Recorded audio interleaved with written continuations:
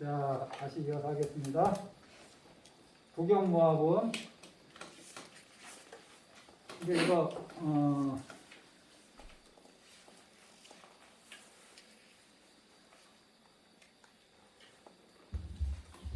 여기 이제 모아라고만 돼 있는데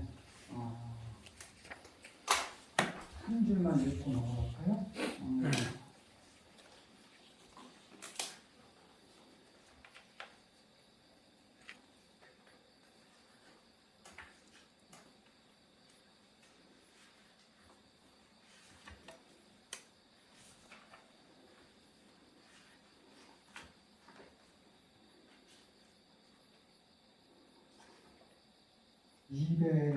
210쪽이요. 원문을 보면은 원문 마지막에 보면 수보리야 약보살이 통달무화법자 열애가 설명 진시보살 여기 보셨나요? 여기 보면 수보리야 만약보살이 무화법을 통달하면 열애는 말한다. 이들이 진짜 참전보살이라고 이런 뜻이거든요. 그런데 이제 해석을 좀 해석본을 보면은 만약 보살이 무아의 이치를 통달하였다면 여기 보셨나요? 해석본 맨 아래 해석 맨 아래입니다. 만약 보살이 무아의 이치를 통달하였다면 그래서 무아법에 할 때 무아는 그대로 해석하시고 법을 이치로 해석하셨거든요. 무아 통달 무아법자를 뭐라고 해석하셨냐면은 보살이 무아의 이치 해서 법을 우리는 법을 이치라고도 보통 하잖아요. 근데 무아의 이치를 통달하였다면 이렇게 해석되는데 그걸 해석을 좀 옆에 가로쳐놓고 하나 더 써놓으세요. 아와 법이 없음을 통달하였다면 법을 이치로 보지 말고 그래서 아집 법집을 해결하고 아공 법공을 체득한 이런 사람만이 진짜 보살이다. 이렇게 해석을 좀 하는 걸 같이 그렇게 해석해 보세요. 별거 아닌 것 같아도 우리가 무아를 얘기할 때 이게 인연소생법 인연으로 생긴 것은 그것이 무엇이든 나든 마음이든 몸이든 책상이든 대웅전이든 자동차든 인연소생법은 공이다 그랬잖아요. 거기는 인연소생법에는 해석하면 법이라고 할 것이 없어. 이게 무슨 말이냐면 인연으로 소생한 몸이라고 할 것이 없어. 인연으로 소생한 이 눈은 눈이 있죠. 그래서 여기를 법이라고 할 것, 눈이라고 할 것이 없어. 이 눈을 한번 다 해체해 보세요. 눈이 무엇으로 어떤 인연으로 만들어져 있는가? 눈은 핏줄, 근육, 피, 눈물 뭐 이런 걸로 다 인연에 맺어져서 만들어진 거잖아요. 이것을 다 이렇게 따로따로 핏줄은 핏줄대로 근육은 근육대로 점막은 점막대로 다 해놨을 때 여기에 눈이라고 할 만한 것이 있느냐? 없어요. 단지 이것들이 여러 가지 인연들이 한데 모였을 때 이걸 눈이라고 하는 거예요. 마치 우리 집이 그렇듯이 기둥, 석가래, 기와 흙, 물, 북, 흙 이런 것들이 다 흩어 놓았을 땐 집이라고 하지 않죠. 이런 원인들이 한데 모여서 이러한 집이 되었을 때 우리는 집이다 그러죠. 그래서 집이라고 인연으로 생긴 집에는 집이라고 할 만한 것이 없다.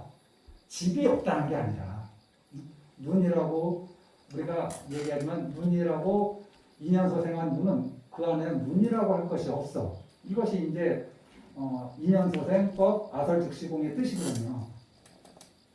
그럼 무엇이라고 할 것이 없다 이 자리를 우리는 공이라고 그러고 불교에서 또 따로 분리해가지고 인연 소생한 법 이거를 묘유라고 그럽니다. 이거 두 글자로 쳐서 진공묘유라고 그래요. 아예 없는 게 아니야. 인연소생한 것은 있어. 그런데 거기에는 그것이라고 할 만한 것이 없어. 인연소생한 것의 특징이 무엇이냐? 무상하다는 거예요. 무상하다는 거.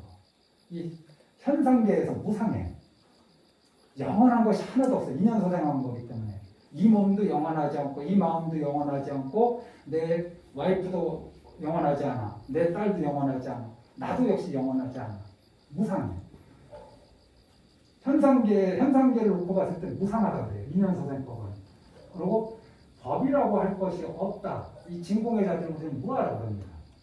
따로 좀 세부적으로 들어갔을 때, 그래서 재행무상 재법무아라고 해요. 그리고 그 가운데에서 우리 유정물, 특히 사람에 국한시켜서 참 살기 쉽지 않구나 이 세상이, 이럴 때 이거를 계고라고 해요. 그거는 이 법이라고 할 것이 없다. 여기에서 계고 이거 무상 뭐 이런 얘기 아니에요.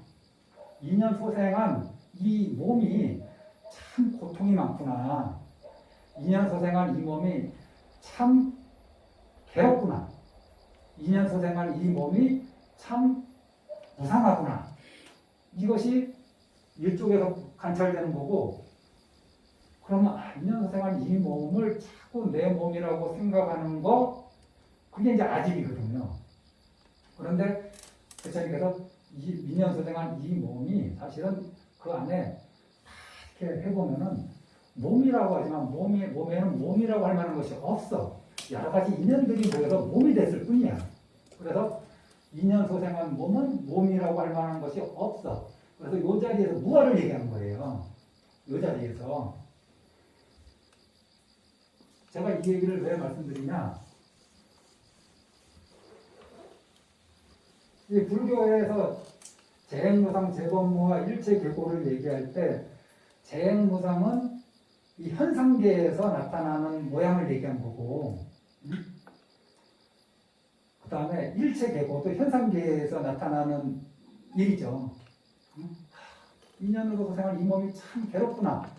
이 인연으로 소생할 이 마음이 참 만족스럽지 않구나. 그게 현상계잖아요. 그리고 이 인연으로 소생할 이 몸이 참 무상하구나. 이건 현상계에서 일어나는 일이야. 묘유의 영역이라. 그런데 거기에는 인연소생한 이 몸은 몸이라 할 것이 없어. 그러면 정말 그 몸이라 할 만한 것이 있어서 이렇게 괴로운 것이냐? 아니다. 여기 무아의 자리는 이 진공의 자리에서 얘기하는 거다. 근데 지금 부경무아분이잖아요. 근데 무아에는 두 가지가 있습니다.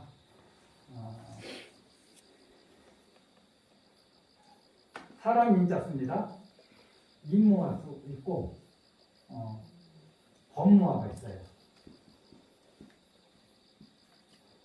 인무아는 사람 인자 쓰는 거예요. 인공이라고 그러기도 해요. 인공 또는 아공. 법무아는 법공이라고도 합니다.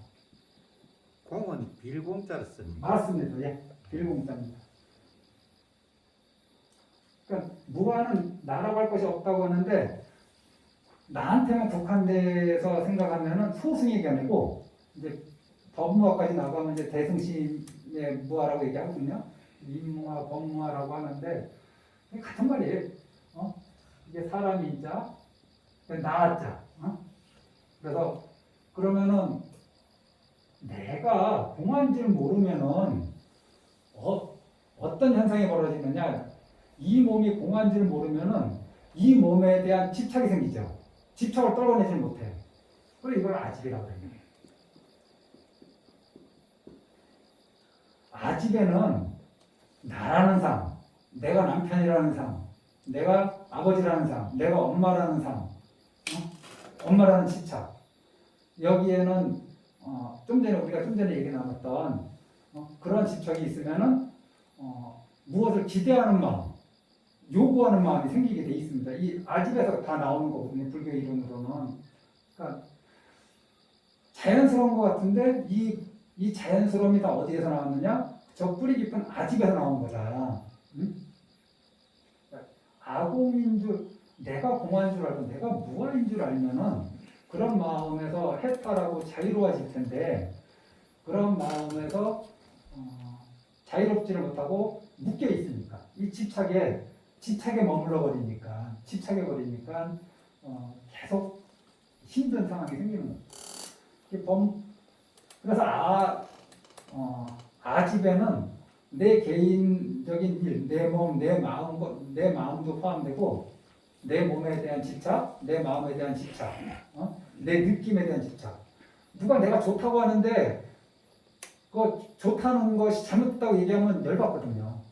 내가 좋아하는 걸 누가 좋아하지 않아주면은 우리 가족들이 내가 좋아하는 걸 경멸해봐 만약에. 그리고 간념, 내가 내 생각을 무시해봐. 좋을 리가 없죠. 그래서 이 내 몸과 내 마음, 우리 가족들이 내 몸을 챙겨주지 않아. 열받죠. 이 모든 게 이 몸과 마음이 실체가 있다라고 생각하는 그 마음에서 나오는 아집, 여기서 나오는 거라고 이제 말씀드립니다. 이 아집에 또 하나는 나의 것도 들어가거든요. 나의 것. 내 것이 아닌 것에는 집착이 안 생겨요. 여기 고사님 청와대에 집착이 있나요? 없어요. 저거 어차피 이재용 회장이 갖고 있는 통장 잔액에 관심 있나요? 그 집착 없어요, 우리는.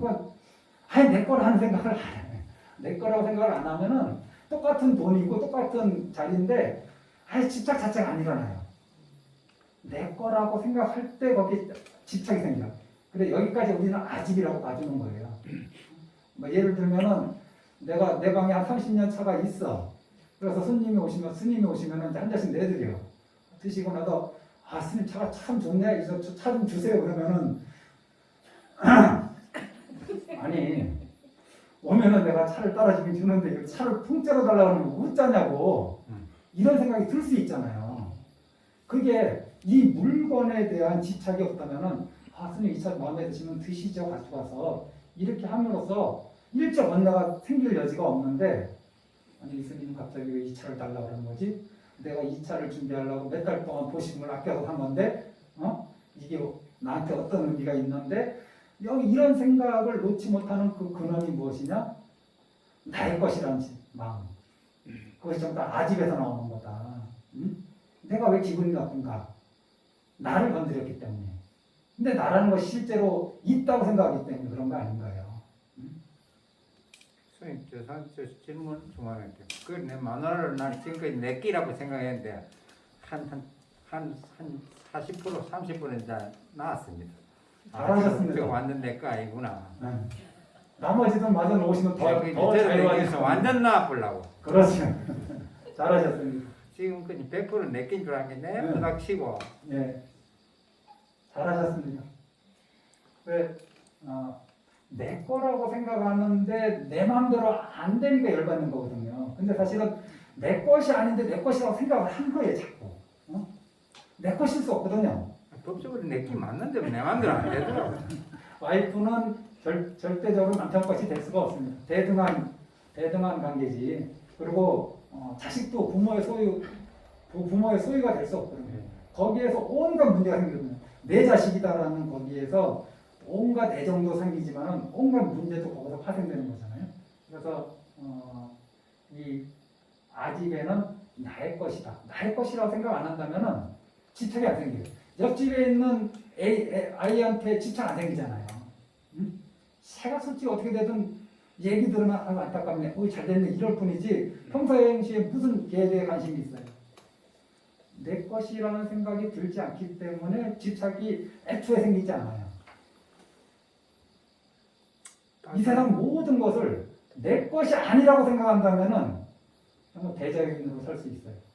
그런데 내 것이 아니라고 생각하면서도 무관심한 마음으로 사는 게 아니라 자애와 연민과 평정 이런 마음으로 산다면은 이게 바로 불보살님의 삶이 아니겠나. 우리는 내 것이 아니면은 저 옆집 아이는 내 것이 아니야, 내 아들이 아니야, 내 딸이 아니야. 그러면 우리는 어떻게 대하느냐? 무관심으로 대해요. 무관심으로.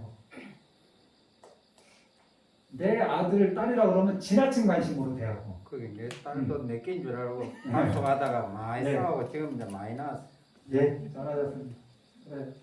이 아집에는 그래서 아소가 나의 것이 들어가 있다. 그러면은 나 말고 이 밖에 있는 거 역시 대상 역시 공허한 줄 모르면은 저들 역시 독립적인 우리가 금방 박사님이 얘기하신 나의 것이다 라고 생각하지 않고 저들 역시 공허한 존재 인연소생에서 저렇게 그들의 삶을 살아가는 나랑 나 부부의 인연을 맺고서 그냥 자기 인생을 살아가는 것이라고 이렇게 생각해 주신다면은 이제 법집에서 좀 자유화될 수 있는 거죠.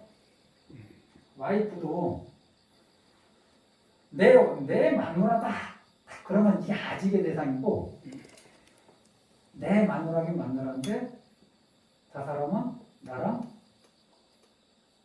떨어진 대상으로서 살아가는 것이다. 그러면 이제 법이 돼 불교에서 이제 그 대상이 돼버리는 거예요. 그래서 이제 아직과 법집이 우리의 삶을 내 마음을 힘들게 하는데 이 두 가지가 없어진 것을 아공이라고 하기도 하고 인공이라고 하기도 하고 법집이 없으면 법공이라고도 하고 그걸 인무와 법무화라고도 하는데 그걸 통틀어서 그냥 무화라고 얘기한다. 그래서 통달 무화 법할 때 이게 무화의 이치를 통달했다 이렇게 보시는 어른 선생님 말씀도 참고하시고 아직과 법집이 없음을 또는 아상과 법상이 없는 것 이것을 통달해야지 진짜 보살이다. 이렇게 보시라고 이제 말씀드립니다. 제목 설명이 좀 길었네요. 자, 197쪽. 그럼 무엇을 구경무화라, 무엇은 무화라고 자꾸 얘기하는가? 우리가 아까 공부했던 겁니다. 자, 한번 198쪽 읽어보겠습니다. 그때 수보리가 부처님께 사리었습니다. 대존이시여 선남자 선여인이 세상의 깨달음에 대한 마음을 일으킨 이는 어떻게 머물며 그 마음을 어떻게 항복받아야 합니까? 부처님께서 수보리에게 말씀하셨습니다. 만약 선남자 선여인이 세상의 깨달음에 대한 마음을 일으킨 이는 반드시 이와 같은 마음을 내어야 한다. 나는 반드시 일체 중생을 다 제도하자 하노라. 그리고 일체 중생을 다 제도하였으나 한 중생도 실은 제도한 것이 없노라 라고 하였다. 왜냐하면 수보리야 만약 보살이 나라는 상과 남이라는 상과 중생이라는 상과 수명에 대한 상이 있으면 곧 보살이 아니기 때문입니다. 왜냐하면 수보리야 실로 고정된 법이 있어서 세상의 깨달음에 대한 마음을 낸 것이 아니기 때문입니다. 이게 대성경전문에 나온 거거든요. 선남자 선여인으로서 발보리심한 이가 어디에 머물러야 하냐? 그래서 첫 번째 강대한 마음에 머물러라. 그래서 앞서 일체 중생을 위한 보시라라 그랬잖아요. 그러니까 일체 중생이 바로 강대한 마음이죠. 이 보시의 대상에는 제한과 차별을 두면 안 돼요. 그건 내 마음에 만들어내는 제한과 차별이잖아요. 일체 중생 자체에는 차별을 두면 안 된다. 그 다음에 이들에게 무여열반, 제일심, 무여열반을 해야 됩니다. 그리고 모든 중생이 다 무여열반에 이르도록 절대 물러나지 않겠다. 이제 계속하겠다는 마음, 상심, 항상 하는 마음. 그 다음에 이들을 무여열반에 들게 했지만은 내가 무여열반에 들게 했다는 관념이 없어. 이게 이제 전도되지 않은 마음이거든요. 그래서 이 네 가지 마음에 머물러라. 그리고 맨 아래 보면은 그 원문으로 실무육법발 안약따라 삼략삼벌이십니다. 안약따라 삼략삼벌이 힘을 낸 것이라고 할 만한 어떤 법이 있는 것이 아니야. 이거 실로 고정된 법이 있어서 안약따라 삼략삼벌에 대한 마음을 낸 것이 아니기 때문이다. 이렇게 해석하시는데 그 옆에다가 제가 쓰는 거를 한번 적어 놓으세요. 안약 따라 삼약 삼벌이 심을 일으켰다라고 실로 안욕따라 삼각삼보리 심을 일으켰다라고 할 만한 법이 없어. 안욕따라 삼각삼보리 심을 내라고 했는데 부처님이 안욕따라 삼각삼보리 심을 내라고 했어. 그래서 안욕따라 삼각삼보리 심을 낸 사람은 이 네 가지 마음에 머물러. 그런데 부처님이 또 여기서 또 가치를 털어내는 게 안욕따라 삼각삼보리 심을 실로 안욕따라 삼각삼보리 심을 낼 만한 어떤 법이 있지를 않아. 이 이치는 생각하여도 잘 생각이 정리가 안 되는 거고 언어 문자로 설명하려고 해도 잘 설명이 안 되는 부분이기 때문에 각자 좀 숙제를 남겨놓으세요. 이런 거 좀 툭툭툭 치고 넘어가지 말고 좋은 게 좋다고 모르는 대로 알면 아는 대로 하지만 모르면 모르는 대로 넘어가면서도 자기 나름대로 제가 제 견해로서 설명해 드리는 건 앞에서 몇 번 해드렸기 때문에 이제 근데 눈빛 보니까 좀 모르시는 것 같아요. 그래서 또 한번 고민을 한번 해보세요. 그러다가 또 우리 의견을 또 나누어보고 이것이 말이 무슨 되잖아요. 안욕따라 삼각삼보리 심을 내라고 해서 냈어. 그리고 안욕따라 삼각삼보리 심을 낸 사람은 이러한 마음에 머물르라고 했어. 응원하죠. 근데 머물르라고 노력했어. 그런데 부처님이 안욕따라 삼각삼보리 심을 낼 만한 법이 없어. 없다고 또 얘기하시는 거예요. 내라고 할 때는 언제고 또 안욕따라 삼각삼보리 심이람을 내는 어떤 고정된 법이 없다라고 이렇게 또 얘기하시니까 이게 앞뒤가 안 맞잖아요. 이게 왜 그런지. 중생 마음에서는 안욕따라 삼각삼보리 심을 내면은 시유한 일이죠. 근데 일단 안욕따라 삼각삼보리 심을 내면은 온천하가 안욕따라 삼각삼보리라는 거예요. 온천하.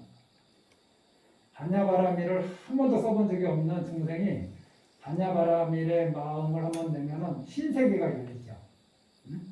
하지만은 반야바라밀의 마음을 한번 거기에 마음이 열리잖아요. 반야바라밀이 아닌 게 없어요. 건강경의 가르침이 그런 것을 좀 엿보게 한 것도 있고, 그건 제 견해니까 스님이 저게 맞나? 생각도 안 하겠지만은 자기만의 생각을 좀 해보시라고. 그래서 중생 입장에서는 반야바라밀이지만은 깨달음의 세계에서는 반야바라밀이 아니에요. 정말 중생 입장에서는 이러한 깨닫고자 하는 마음 내는 게 얼마나 쉬운 일이에요. 깨달음을 얻고 부처님이 이런 말씀하시잖아요. 깨달음을 얻고 나서 보니 부처 아닌 사람이 한 명도 없는 거예요. 그런데 깨달음을 얻기 전에 보면은 중생 아닌 사람이 한 명도 다 중생이야. 안욕따라 삼각삼보리 마음을 이제 막 낸 사람한테는 희우해. 그걸 보호해야 돼. 그래서 네 가지 마음에 머물러야 돼. 그런데 그 마음을 탁 내고서 그것에 탁 강조하고 이제 무상명륜 정각이라는 가보를 얻고 나서 보면은 안욕따라 삼각삼보리가 아닌 것이 하나도 없어요. 200조 읽어보겠습니다. 수보리야 그대는 어떻게 생각하는가? 열애가 연등 부처님의 처소에서 어떤 고정된 법이 있어서 세상의 깨달음을 얻었는가? 아닙니다. 대중이죠. 제가 부처님께서 말씀하신 뜻을 이해하기에는 부처님께서 연등 부처님의 처소에서 어떤 고정된 법이 있어서 세상의 깨달음을 얻은 것이 아닙니다. 부처님께서 말씀하셨습니다. 사실 그러합니다. 수보리야 실로 어떤 고정된 법이 있어서 내가 세상의 깨달음을 얻은 것이 아닙니다. 이것도 역시 안욕따라 삼각삼보리를 얻었다고 할 어떤 법이 없다. 안욕따라 삼각삼보리를 얻었다고 할 법이 없다. 이렇게 해석도 하시고 제가 그랬잖아요. 세관법과 출세관법, 세속제와 제일의제 이렇게 나누어서 즉비의 자리가 제일의제의 자리라고 했잖아요. 그래서 여기에서 연등 부처님 처소에서 세관법에서는 무엇을 주고 받죠. 수기도 받고 뭐도 받고 다 하죠. 법도 깨달음도 알려주시고 뭐 수행도 하고 다 하죠. 중생 입장에서 보면은 뭔가가 거래가 있어. 오고 감이 있고 없고 이름이 있어. 하지만 출세관 이 제일의제의 자리에서는 그 자리에 막상 가보면은 이제 그런 분별이 사라지는 거죠. 그래서 하나 더 읽어보겠습니다. 계속 이어지는 거니까. 수보리야 만약 어떤 고정된 법이 있어서 열애가 세상의 깨달음을 얻은 것이라면 연등 부처님께서는 결코 나에게 그대는 다음 세상에 반드시 부처를 이루고 이름을 석가모니라고 하리라 하는 수기를 주시지 않으셨을 것이다. 실로 어떤 고정된 법이 있어서 세상의 깨달음을 얻은 것이 아니다. 그래서 연등 부처님께서는 나에게 수기를 주시어 말씀하시기를 그대는 이 다음 세상에 반드시 부처를 이루리니 그 이름을 석가모니라고 하리라라고 하셨느니라.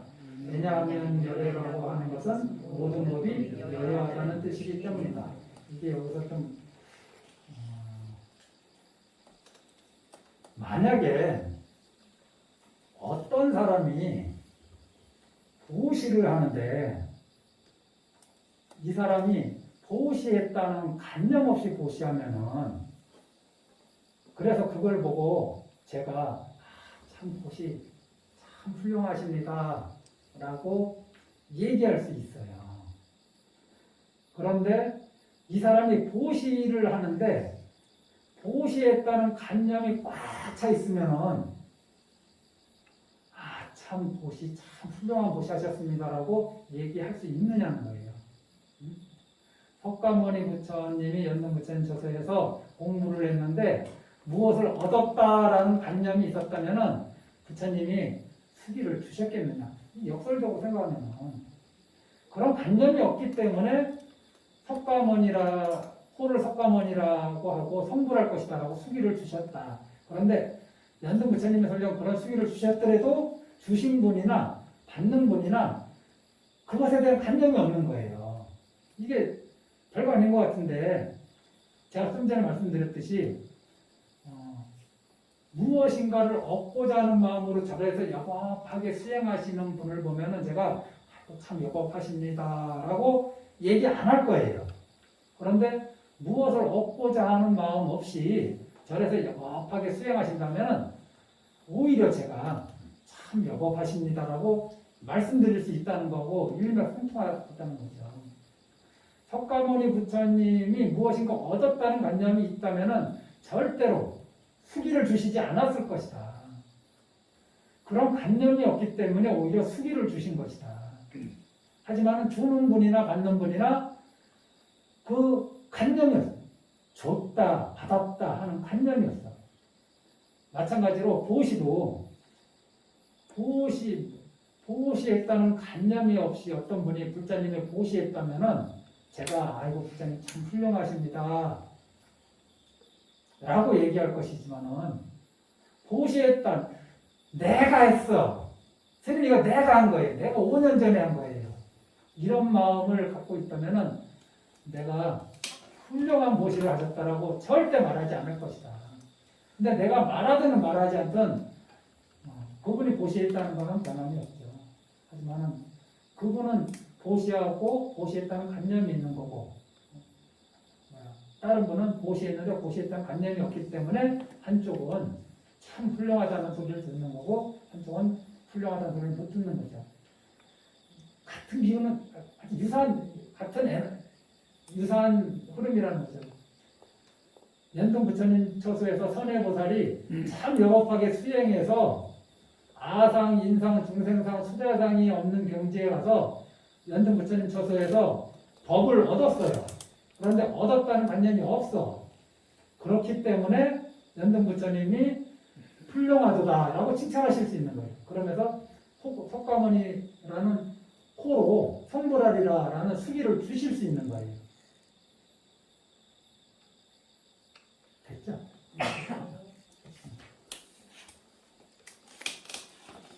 여기에 맨 아래 보면 요거만 하고 끝내야겠네. 하이고 열애자 즉 제법 여의. 이거 여기 보셨나요? 202쪽. 하이고 왜냐하면 열애자는 즉 이게 열애에 대한 경전에서 금강에서 열애에 대한 정의를 두 군데에서 나오는데 여기에 한 군데 나와요. 열애란 무엇이냐? 제법 여의가 열애다. 이렇게 열애 당신이 열애 이 깨달음 이거에 대해서 딱 정의를 내려주신 거예요. 열애는 무엇이냐? 제법 여의다. 제법 여의. 이 부처님의 정의라는 거를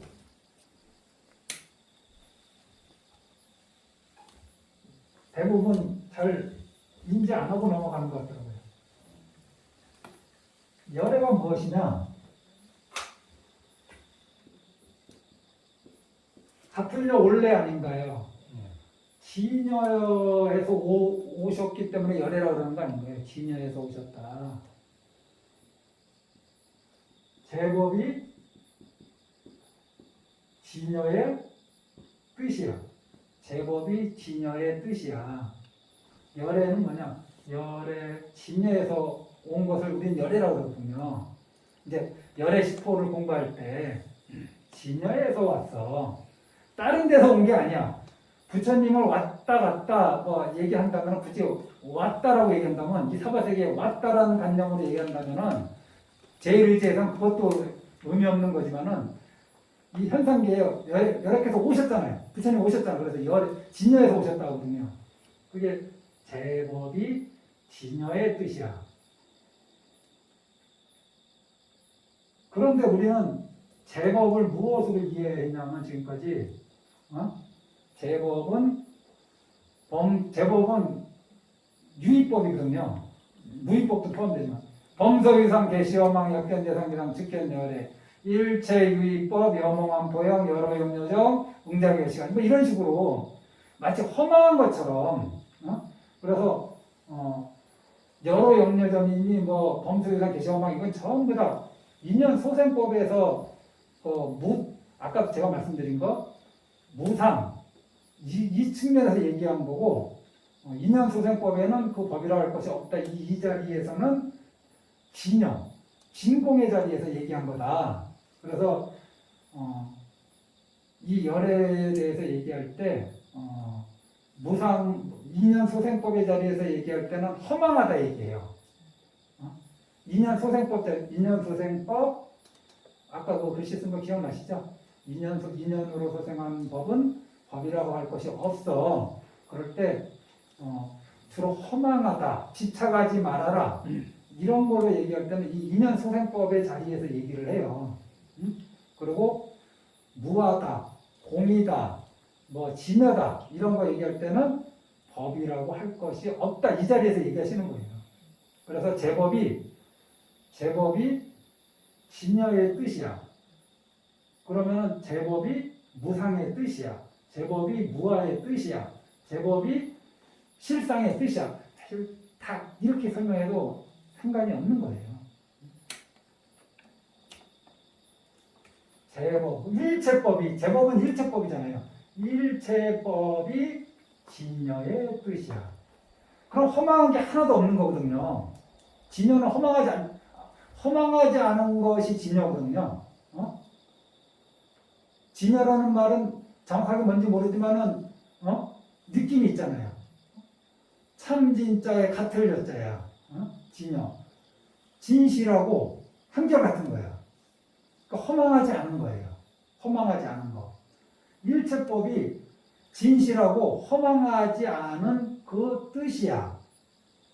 그런데 딴 데서는 일체법이 범소유상 개시허망하고 일체법이 여몽한 보영하고 여러영연하다고 얘기하시는 게 말하는 그 포인트가 범소의 인연소생법 아설 즉시공 할 때 이 제법 여의의 뜻은 여기에서 얘기하신 거다. 범석이상은 이 자리에서 얘기하신 거고, 악과 재상, 비상 그거는 이 자리에서 얘기하신 거고, 재상이 비상임을 아는 거는 이 자리에서 얘기하신 거예요. 또. 어렵죠? 어렵죠? 제 설명이 좀 부족하면 다음에 좀 보충하고요. 그래서 제법 여의 여기까지 한 걸로 하겠습니다. 더 한다고 해서 내가 공강이 뭔가 깊어지는 것도 아니고 마치겠습니다.